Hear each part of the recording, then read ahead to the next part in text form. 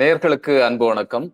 இன்று நமது சிறப்பு விருந்தினர் ஈழ எழுத்தாளர், சமூக செயல்பாட்டாளர் திரு தீபச்செல்வன் அவர்கள் நம்மோடு இணைந்திருக்கிறார்கள். அவரோடு உரையாடுவோம். வணக்கம் சார். வணக்கம். புதிய ஜனாதிபதி அனுரகுமார திசநாயக்கா அவர் பதவியேற்ற போது தமிழர்களையும் சிங்களவர்களையும் ஒரே மாதிரி தான் நான் பாவிப்பேன் அப்படின்னு சொன்னாரு. இந்த ஆட்சி எப்படி இருக்கு? தமிழர்களுக்கு ஏதாவது முன்னேற்றமான ஒரு சூழல் இருக்கா? அதிகாரங்கள் பகிர்ந்து அளிக்கப்படுகிறதா? எப்படி பாக்குறீங்க? உண்மையில மிக நகைப்புக்கிடமான ஒரு விடயம். நாங்கள் எங்களுடைய எழுத்தின் வழியாக அதே போல பலரும் பல்வேறு தரப்புகளாலும் ஒரு விஷயம் முன்வைக்கப்பட்டது. இன்றைக்கு ஆட்சி செய்யக்கூடிய அனுரகுமார திசநாயக் அவர்கள் மக்கள் விடுதலை முன்னணி என்கிற ஜேவிபி கட்சியினுடைய தலைவர். ஜேவிபி கட்சி என்பது ஒரு இலங்கையினுடைய அதாவது மஹிந்த ராஜபக்சவை ஒரு முட்டாள்தனமான பேரினவாதி என்று நீங்கள் சொன்னால், ஜேவிபியை பொறுத்த வரைக்கும் அவர்கள் ஒரு நூதனமான ஒரு அறிவுபூர்வமான பேரினவாதிகள் அவர்கள் இருப்பார்கள். அப்படி அறிவாக பேரினவாதத்தை பிரயோகிக்கக்கூடியவர்கள் தமிழ் மக்களை ஏமாற்றி, இந்த உலகத்தை ஏமாற்றி சிங்கள பேரினவாதத்தை வலுப்படுத்தக்கூடியவர்களாக இருப்பார்கள். அதாவது மஹிந்த ராஜபக்ச 2005ஆம் ஆண்டு பிரதமராக இருந்த போது விடுதலை புலிகள் களத்திலே ஒரு பலமான நிலையிலே இருந்த பொழுது விடுதலை புலிகளோடு அன்றைய ஜனாதிபதி சந்திரிகா பேச்சுவார்த்தைகளை மேற்கொண்டு சுனாமிக்கான ஒரு இடைக்கால கட்டமைப்பை பகிரக்கூடிய ஒரு நிலைமை வருகின்ற பொழுது பயங்கரவாதிகளோடு பேச்சுவார்த்தை நடத்தாதே, அதிகாரங்களை பகிராதே என்று சொல்லி விடுதலை புலிகளை அடியோடு அழியுங்கள், யுத்தத்தை ஆரம்பியுங்கள் என்று சிங்கள மக்களை திரட்டியவர்கள் இந்த ஜேவிபி. இதே அனுரகுமார திசநாயக்க ஒரு இளைஞனாக அன்று சிங்கள மக்களை திரட்டுகின்ற பணியை செய்தார்கள். அப்படி செய்து அவர்கள் அதற்காக அரசாங்கத்தை விட்டு விலத்தினார்கள். அனுரகுமார திசநாயக்க அப்போது அமைச்சராக இருந்து அரசை விட்டு விலத்தி பாரிய போராட்டங்களை செய்து அரசுக்கு அழுத்தம் கொடுத்து அதன் காரணமாகத்தான் 2005-2006 சூழல்களில் சமாதான பேச்சுகள் முறிவடைந்து 2006-2007களில் யுத்தம் தொடங்கியது. பிறகு 2009ஆம் ஆண்டு இந்த இனப்படுகொலை யுத்தம் முடிந்ததுக்கு பிறகு இலங்கை பாராளுமன்றத்திலே அனுரகுமார திசநாயக்க பேசுகின்ற பொழுது, நாங்கள் தான் விடுதலை புலிகளை அழிப்பதற்கான ஆணையிட்டோம், சிங்கள மக்களினுடைய ஆதரவை பெற்று தந்தோம், எங்களுக்குத்தான் இந்த யுத்த வெற்றி சொந்தமானது என்று அது பாதம். அவருடைய கட்சி தலைவர் இறந்து போயிட்டார் இப்போது சோமவன் சமரசிங்க, அதே போல பொதுச் செயலாளர் டிவின் செல்வா போன்றவர்கள் எல்லோரும் இந்த விஷயத்தை இலங்கை பாராளுமன்றத்தில் தெரிவித்திருக்கிறார். இப்படியான பின்னணி கொண்ட அனுரா தமிழ் மக்களும் அனுரகுமார திசநாயக்க பாராளுமன்ற தேர்தலில் வாக்களித்தார்கள். ஏனென்றால் அதாவது அனுரகுமார பேசுகின்றார், காணாமல் ஆக்கப்பட்ட ஒரு தாயினுடைய வலியை நான் அறிவேன். அதாவது ஒரு பிள்ளை எவ்வளவு நாள் தான் ஒரு பிள்ளைக்காக ஒரு தாய் காத்திருப்பது, அந்த மக்களுக்கு நான் ஜனாதிபதியாக அவர்களுடைய வாழ்வில் நான் விடியலை ஏற்படுத்துவேன் என்று சொல்லியிருந்தேன். ஆனால் இன்றைக்கு காணாமல் போனோர் தொடர்பாக எப்படி மஹிந்த ராஜபக்ச கைவிரித்தாரோ, எப்படி ரணில் விக்ரமசிங்க கைவிரித்தாரோ, எப்படி மைத்திரிபால சிறிசேன கைவிரித்தாரோ, அதே போல இன்றைக்கு அனுரகுமார அரசு கைவிரித்திருக்கிறது. உங்களுக்கு தெரியும், இலங்கையில் வடபகுதியிலே ஆணையரவு உப்பு என்பது மிக பிரபலமான ஒரு அறியப்பட்ட ஒரு தளம். ஆணையரவு கண்ட எங்களுக்கு ஒரு வரலாறு இருக்கிறது. அங்கே இருக்கக்கூடிய அந்த உப்பளம் விடுதலை போராட்ட காலத்தில் விடுதலை புலிகளுடைய கட்டுப்பாட்டிலே அந்த உப்பு உலகம் முழுவதும் சென்றிருக்கிறது. அந்த ஆணையரவு உப்பு என்பதற்கு ஒரு சிங்கள பெயரை சூட்டியிருந்தார்கள். அதுக்கு மிகப்பெரிய இந்த முறை இந்த உள்ளூராட்சி மன்ற தேர்தல்ல அனுராவினுடைய தரப்பு மிகப்பெரிய வீழ்ச்சி அடைந்திருக்கிறது என்றால் அந்த ஆணையரவு உப்பு அதுக்கு ஒரு அடிப்படையான காரணம். ஆணையரவு உப்புக்கு ஒரு வேறு சிங்கள பெயரை வைத்திருந்தார்கள். அதுக்கு மிக கடுமையான எதிர்ப்புகள் பிரச்சனைகள் அதுக்கு உருவாகி இருந்தது. இல்ல அப்போ ஒரு உப்பு எங்களுடைய மண்ணில் விளைவிக்கக்கூடிய ஒரு உப்புக்கு ஒரு தமிழ் பெயரை கூட வைக்க மனமில்லாதவர்கள் என்றால் இவர்கள் எப்படி இந்த அதிகாரங்களை தமிழர்களின் அதிகாரங்களை பகிர்ந்தளிப்பார்கள் என்பதை நீங்கள் யோசிச்சு பாருங்கள்.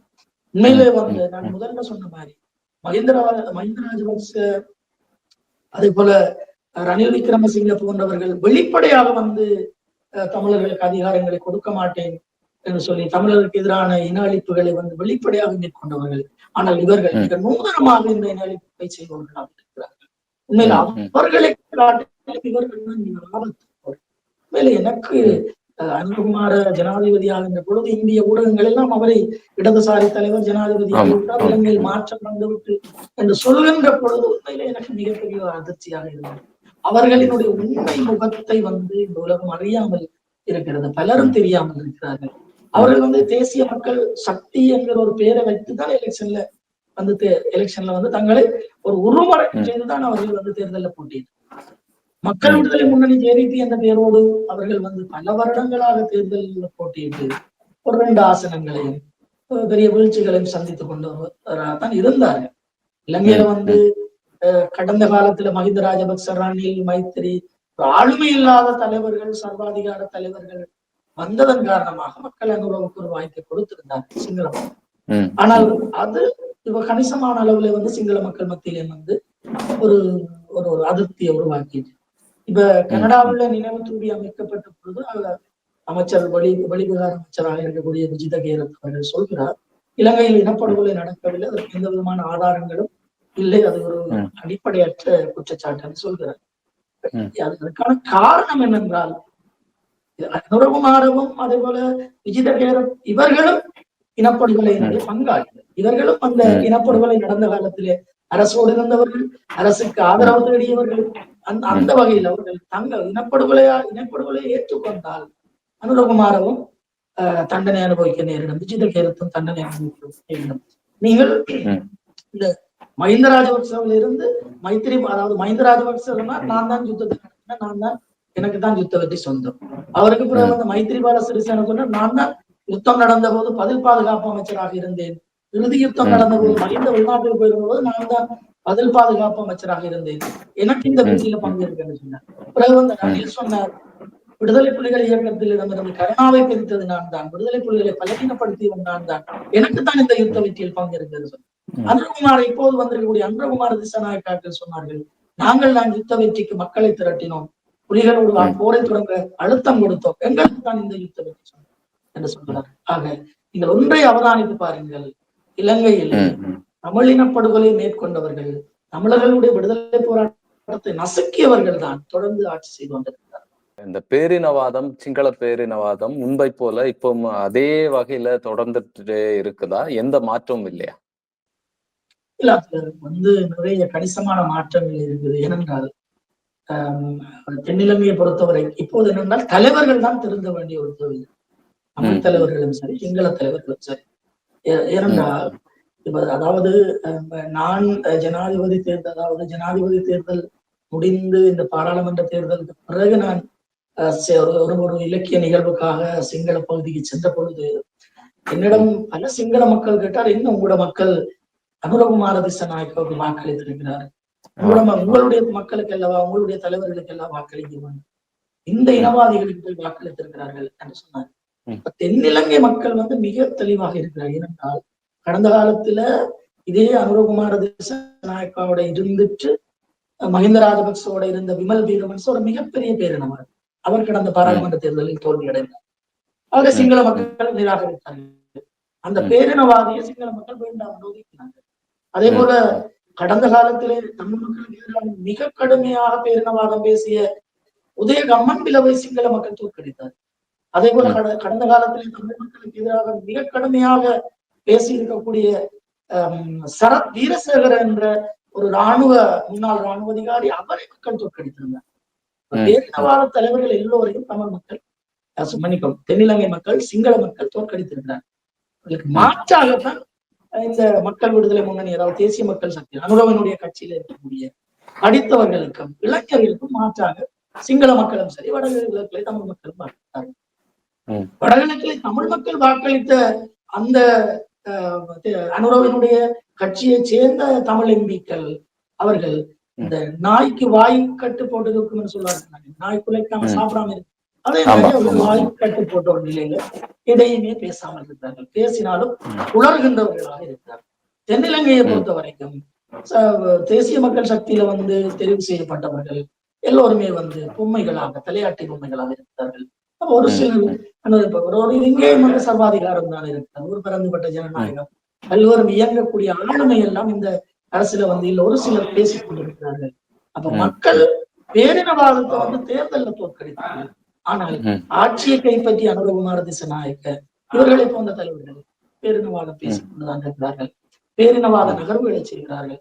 தமிழர்களுடைய பகுதியில் இருக்கக்கூடிய உட்புட்டு சிங்கள பேரை வைத்துவிட்டு பேரை பார்க்க இந்த உசியை பாருங்கள் என்று அமைச்சர் விமல் ரத்நாயக்க என்கிற ஜேவிபியினுடைய முதன்மை அரசியல்வாதிகள் ஒருவர் இப்போது அமைச்சராக தான் சொல்றாரு. நீங்க தமிழ் சிங்கள வந்து பேரை பாருங்க, உப்புல ருசியை பாருங்க. நாங்களும் அவர்கிட்ட கேட்கிறோம், நீங்களே பேரை பாக்குறீங்க, ஏற்கனவே இருந்த தமிழ் பேருக்கு சிங்கள பேர் வைக்கிறீங்க, நீங்க உப்புல ருசியை பார்த்திருந்தா நாங்களும் பார்த்திருக்கலாம் தானே. அப்ப எங்கள் மீது திட்டமிட்டு திணிக்கப்படுகின்ற பொழுது, எங்களுடைய பெயர்கள் எங்களினுடைய ஊர்களின் பெயர்களை மறைக்கின்ற பொழுது, அழிக்கின்ற பொழுது, அதுக்கு நாங்கள் நிச்சயமா அதுக்கு எதிராக போராட வேண்டியது எங்களுடைய இருப்பு சார்ந்த விடயம். அதுக்காகத்தான் வடகிழக்கு போராடுகிறது. அப்ப இப்படியாக இந்த பேரினவாதிகள் வந்து அந்த பேரினவாதிகள் அரங்கில் இருந்து அகற்றப்பட இந்த பேரினவாதிகள் வந்து அரங்குக்கு வந்திருக்கிறார்கள். இதுதான் நடந்திருக்கிறது. ஆனால் மக்கள், தென்னிலங்கை மக்களை பொறுத்த வரைக்கும் அவர்கள் உண்மையிலே வந்து பேரினவாதத்துக்கு ஒரு முடிவு கட்டி இருக்கிறது. அவர்கள் வந்து அவர்கள் உண்மையாகவே வந்து இப்போது இருக்கக்கூடிய ஒரு சூழல்ல தமிழ் மக்களுக்கு ஒரு அரசியல் தீர்வை முன்வைத்தால், அது முன்வைக்கும் என்றதுதான் சிங்கள மக்கள் இந்த ஆதரவை வழங்கி இருக்கிறார்கள். முன்வைத்தால் பேரினவாத தலைவர்களிடம் வந்து கதைக்கவே முடியாது. என்ன அவை மக்களால் நிராகரிக்கப்பட்டவர்கள், தோற்கடிக்கப்பட்டவர்கள். அவர் மிகச்சரியான சூழல். ஆனால் அனுரகுமார திசாநாயக்க என்ன செய்கிறார்? கடந்த காலத்துல மஹிந்த ராஜபக்ச, ரணில் விக்ரமசிங்க இவர்களை விட எல்லாம் மிகப்பெரிய அளவுல வந்து பேரினவாதத்தை சாதிப்பவராக ஆட்சி செய்து கொண்டிருக்கிறார். முன்னாள் போராளிகள் அந்த யுத்தத்துல காயம்பட்டு உடல் உறுப்புகள் பாதிக்கப்பட்டு இருக்கிறவருடைய வாழ்க்கை நிலை எப்படி இருக்கு, அவருடைய பொருளாதார நிலை எப்படி இருக்கு, அதற்கான ஏதாவது வேலைகள் திட்டங்கள் ஏதாவது நடந்துட்டு இருக்காங்க? முன்னாள் போராளிகளை பொறுத்த வரைக்கும் உண்மையில வந்து அவர்களுடைய நிலைமை மிக பரிதாபமான ஒரு நிலைமை.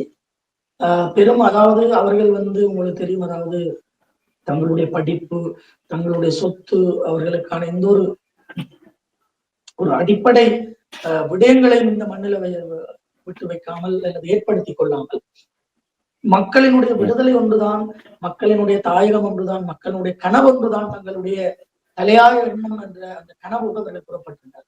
இன்றைக்கு வந்து அவர்கள் பலர் குடும்பங்களாக குழந்தைகளோடு இருக்கிறார்கள். பலர் வந்து கால்களை கைகளை இழந்து அங்கவீனர்களாக இருக்கிறார்கள். இப்படி வந்து இருக்கக்கூடிய இந்த முன்னாள் போராளிகளினுடைய பொருளாதார நிலைமை மிக மோசமானது. அவர்கள் வந்து ஏற்கனவே வந்து யுத்தத்தால பல்வேறு காயங்களுக்குள்ளாகி அவர்கள் தடுப்பு முகாம்களிலே வைத்திருக்கின்ற பொழுது அவர்களுக்கு வந்து அங்கே வந்து பல்வேறு அநீதிகள் இழைக்கப்பட்டிருக்கின்றன. மருந்துகள் வழியாக நஞ்சூசிகள் அல்லது நஞ்சுகள் வந்து அவர்களுடைய உடலிலே கலக்க செய்யப்பட்டதன் காரணமாக அவர்கள் தொடர்ச்சியாக மர்ம சாவுகளை தழுவிக் கொண்டிருக்கிறார்கள்.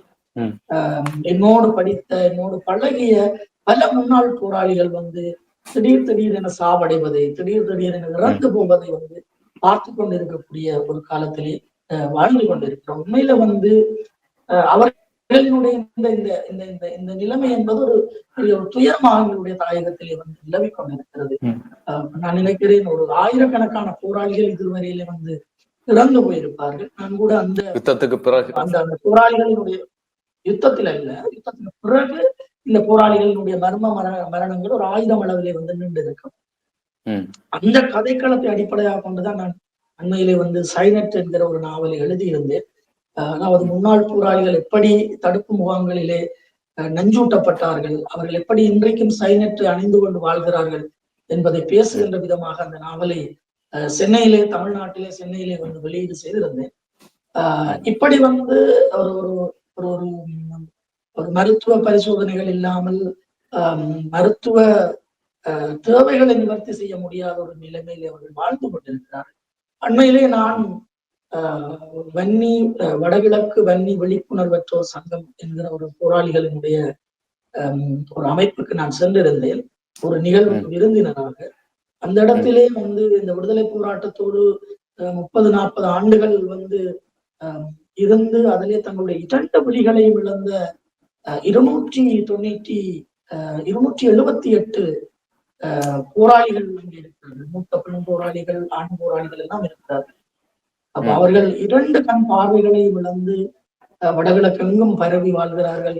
எங்களுடைய விடுதலைக்காக, எங்களுடைய கனவுக்காக தங்களுடைய உயிர்களை இழந்து இன்றைக்கு வந்து அவர்கள் துயரப்படுகின்ற அந்த வாழ்க்கையை பார்க்கும் பொழுது உண்மையிலேயே வந்து எனக்கு மிகப்பெரிய கஷ்டமாக இருந்தது. இது இது வந்து இந்த கண்கள் பார்வை இழந்தவர்கள் வந்து அது கண்கள் வந்து பார்வை இல்லாமல் ஆக்கப்பட்டது, அப்படித்தானே?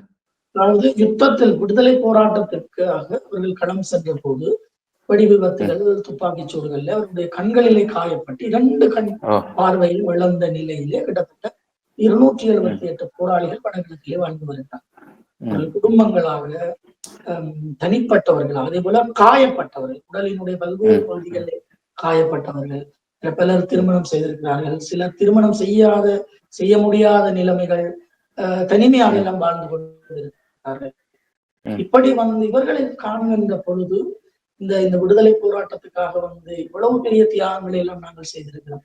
இன்றைக்கு இந்த போராளிகள் இப்படியான ஒரு நிலைமையில வாழ்ந்து கொண்டிருக்கிறோம் என்பதை நினைக்கின்ற பொழுது ஒரு மிகப்பெரிய மனச்சாட்சி கொடுத்தலாக இருந்தது. உண்மையிலே வந்து அவர்களோடு பேச வேண்டும், அவர்களுடைய எண்ணங்கள், கனவுகளை வந்து உரையாட வேண்டும். குறிப்பாக வந்து இப்படியாக வந்து வாழக்கூடிய இந்த போராளிகளினுடைய அந்த மனங்கள் வந்து கொந்தளிக்கின்ற பொழுது, துயரப்படுகின்ற பொழுது உண்மையில வந்து இலங்கையில வந்து ஒரு அமைதியான சூழல் தொடர்ந்து நிலவுவதற்கான வாய்ப்பு இல்லை. இன்னைக்கு யுத்தம் முடிந்தது 2009ஆம் ஆண்டு. யுத்தம் முடிந்த அந்த நாளில் இருந்து இன்று வரை இலங்கை அல்லாடி கொண்டுதான் இருக்கு. இன்றைக்கு இலங்கையில உப்புக்கு தட்டுப்பாடு, புலிக்கு தட்டுப்பாடு, எண்ணெய்க்கு தட்டுப்பாடு, பெட்ரோலுக்கு தட்டுப்பாடு, இப்படி பல துயரங்கள் மாறி மாறி இலங்கையை வாட்டி எடுத்துக் கொண்டிருக்கிறது. இதற்கான ஒரு காரணம் இந்த இலங்கை அரசு ஒரு மனச்சாட்சியின் அடிப்படையில வந்து ஆளாமல் தமிழ் மக்களை வந்து இனப்படுகொலை செய்து அந்த இரத்தத்தின் மேல், அந்த சிதைமட்டின் மேல் புரிகின்ற அந்த ஆட்சியினால் தான் இலங்கை ஒரு நிம்மதி இல்லாத நாடாக தொடர்ந்து இருந்து வருகிறது. அதுல வந்து இந்த கணிசமானவர்களாக இந்த முன்னாள் போராளிகள் இருக்கிறார். உண்மையிலே வந்து அவர்கள் தமிழர்களின் ஒரு மனச்சாட்சி. இன்றைக்கும் வந்து அவர்கள் இழந்து போன அந்த கல்வியை திரும்ப பெற முடியாது. அவர்களுக்கு நிலங்கள் இல்லை. அவர்கள் எந்த நிலங்களையும் தங்களுக்கு சேகரித்து வைக்கவில்லை. அவர்களுடைய வங்கிகளில் பணம் இல்லை. அவர்கள் எந்த இருப்புகளையும் வங்கிகள்ல பேணவில்லை.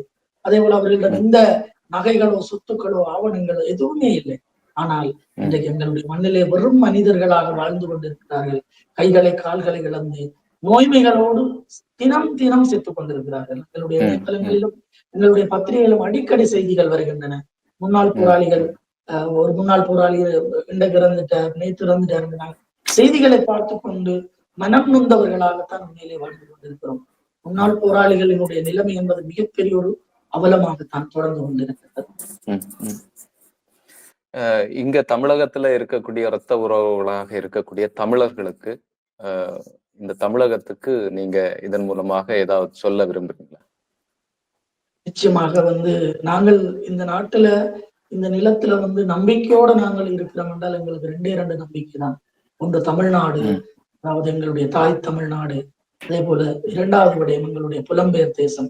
இந்த 2 இடங்களிலும் உருவாக்கக்கூடிய அரசியல் அழுத்தங்களும், அரசியல் போராட்டங்களும், அரசியல் குரல்களும் தான் எங்களுடைய விடுதலைக்கு வந்து வலிமை சேர்க்கக்கூடியது. தமிழ்நாட்டை பொறுத்த வரைக்கும் நாங்கள் கட்சி வேறுபாடுகள் இல்லாமல் எல்லோரும் எங்களுடைய விடுதலைக்காக குரல் கொடுப்போம். ஈழத்தமிழர்களினுடைய விடுதலைக்காக, அவருடைய தேசத்துக்காக எல்லா கட்சிகளும் வந்து அந்த தளத்தில், அந்த குரலில் ஒன்றிணைந்து நிற்க வேண்டும் என்பதுல வந்து அவர்களும் உறுதியாக இருக்கிறார்கள். அந்த கருத்து தான் இலங்கை அரசையும் ஒரு பணிய வைக்கக்கூடிய, அஞ்சக்கூடிய ஒரு விடயமாக இருக்கும். இன்றைக்கு கனடாவில நினைவு தூவி உருவாகி இருக்கின்றால் அதற்கு மிகப்பெரிய ஒரு அச்சத்தை வந்து இலங்கை அரசு வெளிப்படுத்துகிறது. விஜித கேரத் வந்து கனேடிய உயர்ஸ்தானிகரிடம் பெரிய கொந்தளிப்பை வெளிப்படுத்தி இருக்கிறார். ஆனா இதுக்கு அடிகோலியில் நான் தமிழ்நாடு என்றுதான் சொல்லுவேன். ஏனென்றால் தமிழ்நாடு சட்டமன்றத்திலே முன்னாள் முதலமைச்சர் அம்மையார் செல்வி ஜெயலலிதா ஜெயராம் அவர்கள் ஒரு அனைத்து கட்சிகளினுடைய ஆதரவோடு சட்டமன்றத்திலே இலங்கையில் நடந்தது இனப்படுகொலை என்ற தீர்மானத்தை இந்த உலகத்திலே முதல்ல தமிழ்நாடு சட்டமன்றத்தில் கொண்டு வந்தார். தமிழ்நாட்டு மக்களினுடைய எண்ணமாக, கோபமாக, ஒரு மனக்குரலாக அந்த சட்டமன்றத்தில தமிழக முதலமைச்சரால கொண்டு வரப்பட்ட அந்த தீர்மானம் தான் கனடாவுல வந்து இலங்கையில் நடந்தது இனப்படுகொலை என்கிற ஒரு தீர்மானத்தை எட்டுவதற்கு வழி சமைத்தது. இன்றைக்கு அதே கனடிய தேசம் ஒரு நினைவேந்தல் தூவி அமைத்திருக்கு என்று சொன்னால் அந்த தஞ்சாவூர்ல அமைக்கப்பட்ட அந்த நினைவேந்தல் தூவியில் தமிழ்நாடு சட்டமன்றத்துல கொண்டு வரப்பட்ட அந்த தீர்மானமும் ஒரு அடிப்படையான தூண்டுதலாக இருந்தது. நாளைக்கு உலகின் பல்வேறு நாடுகளிலையும் இப்படியான மாற்றங்கள் வரும். அதற்கான தொடக்கம் எங்களுடைய தாய் தமிழ்நாட்டிலிருந்து தொடங்கியது. அதைத்தான் நாங்கள் தொடர்ந்து தமிழ்நாட்டிடம் எதிர்பார்க்கிறோம். எங்களுடைய விடுதலை, எங்களுடைய தேசத்தினுடைய விடுதலை என்பது தமிழ்நாட்டுக்கும் இந்தியாவுக்கும் எப்போதும் நலனையும் பாதுகாப்பையும் தரக்கூடியது. அதே போல நாங்கள் மரபு வழியாக தொன்று தொட்டு இணைந்த நிலங்களாக, தொன்று தொட்டு இணைந்த உறவுகளாக வாழ்ந்து வருகிறோம்.